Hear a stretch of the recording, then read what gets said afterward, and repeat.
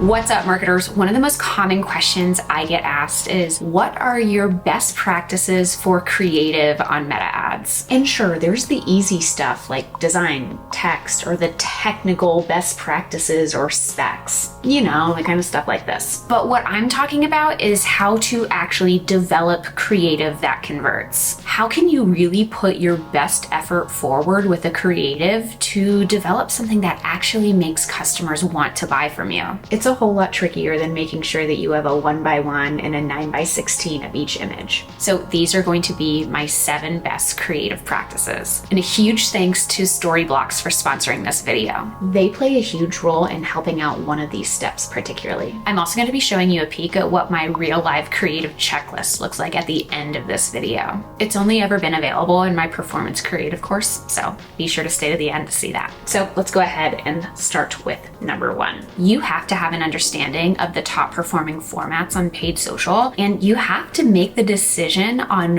which format is going to be right for your demographic, your message, and even the platform. So these are some of the top performing formats. We have a features point out image, an us versus them static or GIF. We also have before and afters, which can come in a wide variety of formats. We have a UGC problem solution ad, a UGC tutorial. We have testimonials, which can be in image or video form, founder stories, press and news features, statistics, and of course, ugly ads. So knowing these formats and knowing when to use them, this is really step 1 of creative strategy and step 1 of your creative best practices. The first thing you should ask yourself when looking at your creative is, okay, does my ad creative fall into one of these top performing categories? And if not, why are you making that decision? And can your message potentially be better communicated using another format? Something to consider. Number 2 is for video creative only, and it's to understand your hook and your hold rates and how to increase them.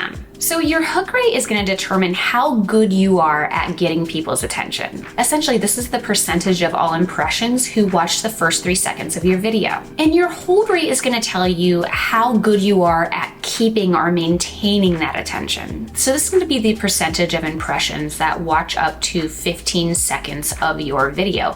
Or if your video is under 15 seconds, that means that they've watched the entire thing. And these are both custom metrics that you have to add in manually to Ads Manager. Kind of annoying. So here are the formulas for them both so that you can be sure to add those. Now, there are many tactics and strategies that you can do to increase both of these metrics. For increasing the hook rates particularly, it's a combination of using the right imagery and the right messaging in your hook. So on the messaging side, some things that I've seen increase those hook rates are to state a common problem. You can also call out your demographic by age or role, which really helps in the targeting. And on the imagery side, you can use different camera movements or angles to initially gain that attention. You can also use ugly ad tactics, or even insert bright colors to stand out against the monotony of the feed. And these ideas even become more important when you're considering how to increase your hold rate. So how you're considering, hey, how can I actually maintain that attention? And the idea here is too that, okay, if I can attract more attention and maintain more of that attention, the idea is that the conversion rates will go up, which is definitely a correlation I've seen a lot with video ad creative.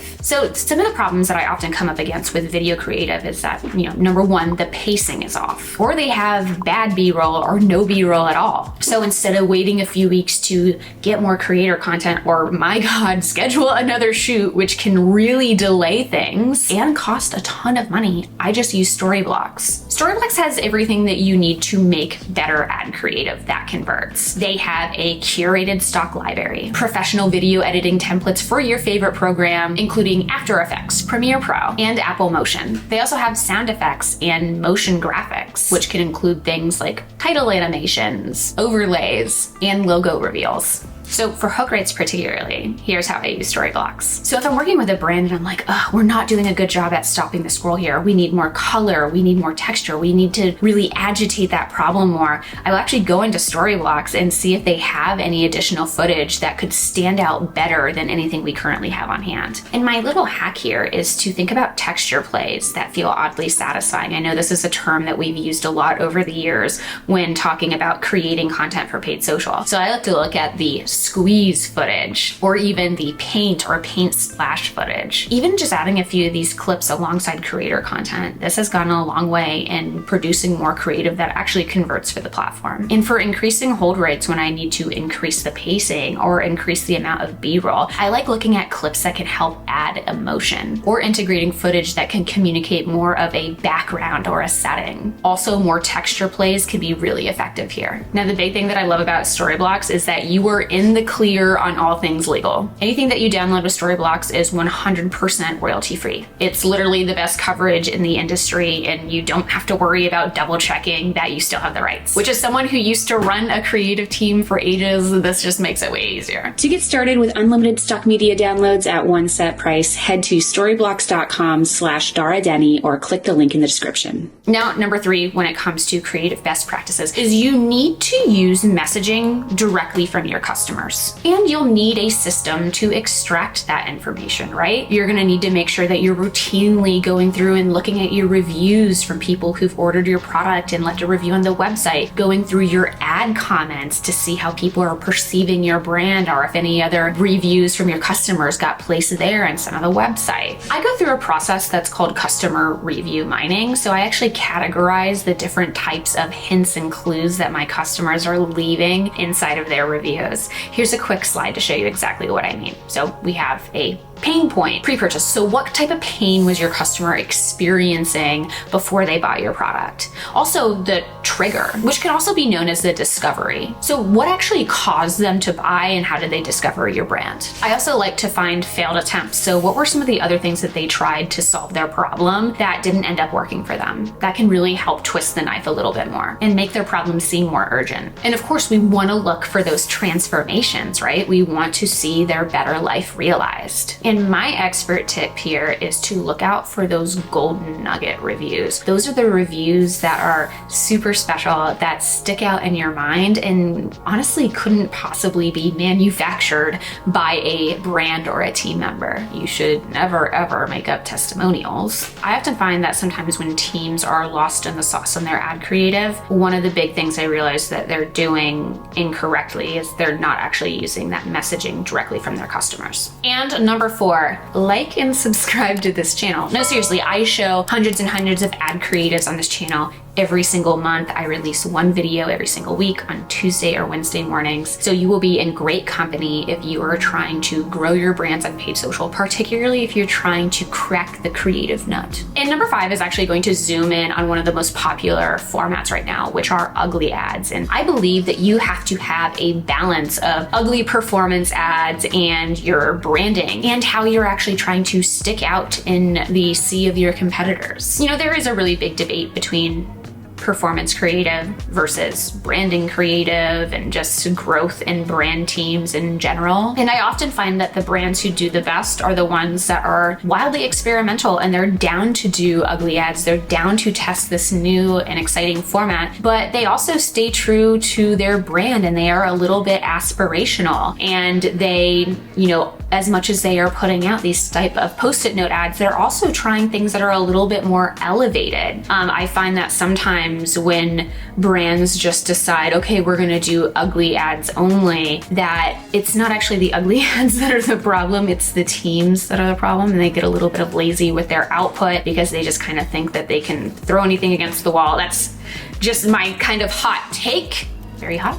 But yeah, I'd say that, like, as a creative best practice, especially if you're someone that's reviewing ad creative, you need to have a good eye for, okay, is this actually going to reach, impress, and motivate my customer? Or is it just going to stick out because it's unusual? Number 6 is another one that's kind of nuanced, but does the ad creative pass the sniff test? And essentially what this means is, okay, if you're using creator content, is the creator actually believable? And if you're using more image style content, okay, are you actually using messaging from your customers? Does it actually feel like something that's going to motivate them and attract them and be representative of their desires? Or are you using too much jargon or marketing speak or something that's too technical? Sometimes when I'm reviewing creator content and I feel like the creators are doing a bad job of acting, or I'm reviewing image creatives and I'm like, you know, the messaging just is a little off, or there's something that's about it, but I can't really say what that is, I'm categorizing that as, oh, it doesn't pass the sniff test for me. And oftentimes when I decide, oh, let's just deploy these anyways, oftentimes the response from users on Instagram, on Facebook isn't favorable, because they too are, feeling that same that you initially felt. So listen to your gut on that one and have more conversations with your team about the sniff test. It's not something I've ever heard someone talk about on YouTube or on Twitter. So, and number 7 is kind of like a last line of defense after all of this strategy, which is you need to have an understanding of visual hierarchy and basic design principles. AKA, when you are looking at a creative, particularly statics, you need to ask yourself, where does the eye initially want to go? Is this best for attracting your target audience? Is this best for motivating that target audience? Also, how is your padding? How are you using white space? And can you help provide more white space or more direction so that the eye is initially going to the most important part of your message first? This is actually something that I found was like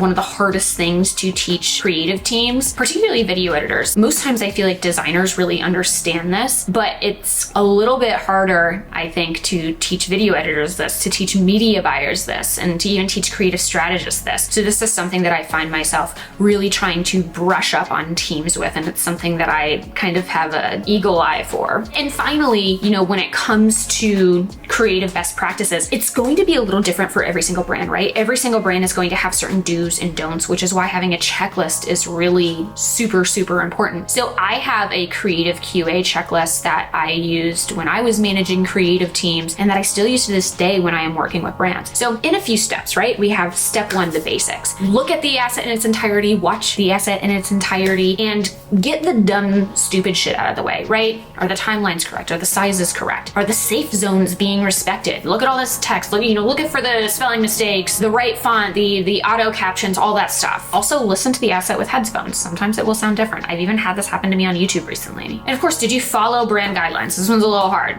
Sometimes that's going to be several do's and don'ts, but did you do it? A question that I always like to ask the creators making the content. Does this look good to you really? So why or why not? Fix it.